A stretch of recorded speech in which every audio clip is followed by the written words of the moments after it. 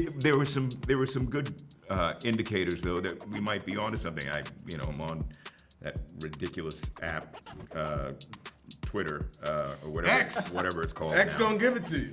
I think that's what she wants. She wants a mature relationship and a conversation with someone who loves to walk in tall grass and eat ice cream, you know? Instead, she gets somebody who likes all that, but also is, a little, frustrated with his life. It'd go back to not selling books. Is it bad to cater to people's tastes? People want to love you, Monk. You should let them love all of you. There's already so much buzz because of the movie deal. Michael B. Jordan is circling. We want to put him on the cover in one of those scarves, I guess you would call them, tied around his head.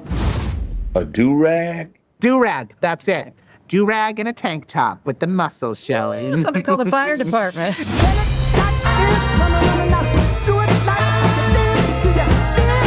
We're thinking we can get it out in time for Juneteenth.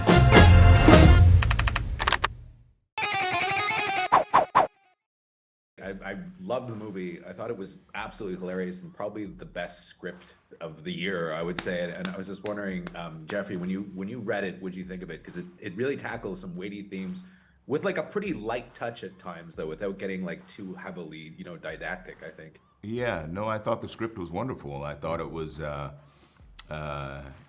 had, yes, a very sharply drawn perspective on race and identity and culture, and the social commentary and the satire was funny and ironic and all of that. But it was also grounded for me in a way that struck me on a personal level in terms of the journey of this man at this phase of his adulthood, where you realize that no, things don't necessarily only get easier as you get older. And he becomes, at this point, like the boy in the dike of his family's multiple crises. And that resonated for me, particularly in terms of the urgency of his responsibilities to his mother. That was particularly relevant to my experiences really in the year before getting the script. So I was drawn in. And Cord was obviously, although not a first-time director, obviously a really sharp writer and had a fluency about race and culture that was really exciting. Yeah. And clearly a mastery of story, knew his way around a story. So I came on board with him and said, yeah, I'm with you, let's go. Right on. And Sterling, I mean, I thought, the thing about your role in the movie is I thought you were absolutely hilarious, but then there's also that amazing scene where you're dancing with your mother. Yeah. And it has such heart and like pathos and humanity to it. I mean, it seems like that's a really hard thing for a director to pull off, though, where you can go from being absolutely hilarious one scene to being like heartbreaking. It makes you want to cry the next scene. I think it's in the script. Like, I think the script was such a wonderful blueprint for the story that he wanted to tell. We as performers had trust in it, and he, as a director, had trust in it as well. And so, honestly, that was just doing what was written on the page. Exactly. Right? And trying to inhabit that as fully, as someone who had problems with his mother in his youth or whatnot, but was recognizing that his mother was in a place of vulnerability, and she didn't need attitude from him. She just needed him to be present and to be loving to her in that moment, and to get cut the way that he got. I think that was what is particularly hurtful, because he was offering more of himself than we've heard him be willing to offer to his mother up until that point in time, and then still just get shanked, man. Mama got me. Like only moms can Like do. only mom can do. No, it broke my heart. And last question, I just want to ask, what was it like for you? Because I assume you couldn't go to TIFF. What was it like reading the reviews and seeing how people loved the movie when it came out? He reads reviews, you tell me. I read. There's so much opinion now in the age of social media. I mean, I don't read all reviews. I get, you get hints here and there. But I was, trying to keep track of what was going on from afar. Yeah. Frankly, I was cheerleading for Cord Jefferson, our director. I was go at it, man. He was doing great, And I kind of enjoyed sitting back while he was, he was carrying that load. But there were some good indicators, though, that we might be onto something. I'm on that ridiculous app, Twitter, or whatever it's called. X now. gonna give it to you. And I saw a line for a screening of our film that seemed to be, and it was multiple blocks long, and I said, something interesting is happening here. And then I got a text from one of the producers early, was it a Sunday morning, saying that they'd just been told that we won the audience award. So I was like, okay, this is going reasonably well. Yeah.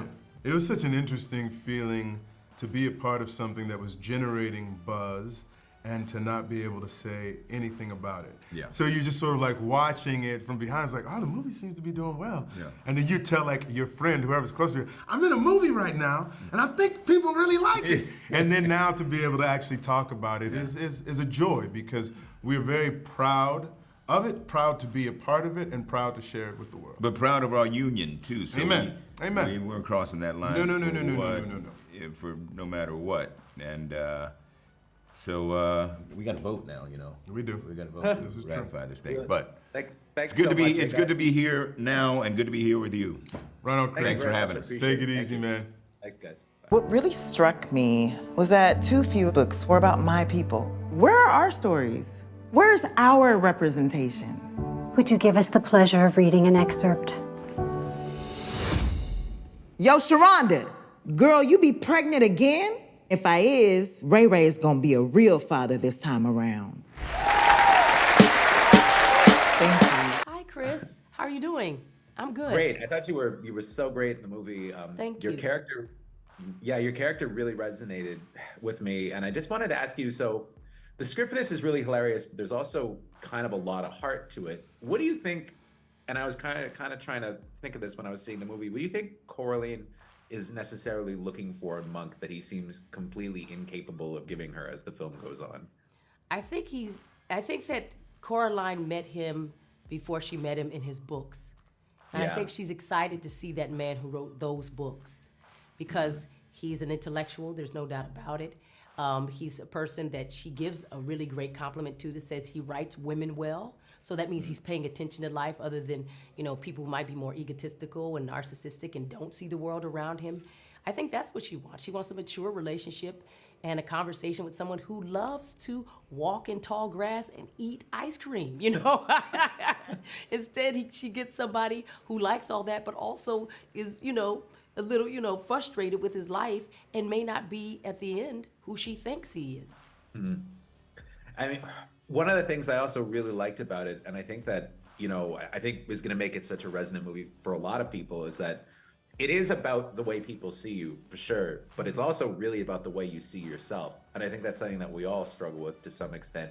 And I was just wondering what your thoughts on that were, and how does Coraline see herself? She's a public defender, so she talks about having to defend people who may be guilty and or innocent. She wears a false face too, but she understands that, and she knows that people see her as being maybe disingenuous because of it, but she's there to defend them. She said that's the armor that she protects them. That's the law. I love that, because I think the whole entire project is about the identity and the false faces we have. Obviously, one that Black people wear are the one that other people give us.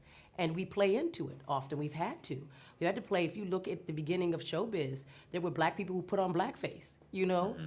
They did this very bizarre, grotesque version of themselves in order to enter a place where they could do the things very well that were required. And you see that all through the history of America. I love that this story is called American fiction. To some extent, America is its own fiction. Who had to be the shining city on the hill to the world, until people started to interrogate that and say, are we really, can we be better? What propaganda have we told ourselves? Well, that's what this movie is about too. Well, thank you very much for your time. I appreciate it. It was great talking to you. It was great talking to you too. Thank you. All right, bye, Chris.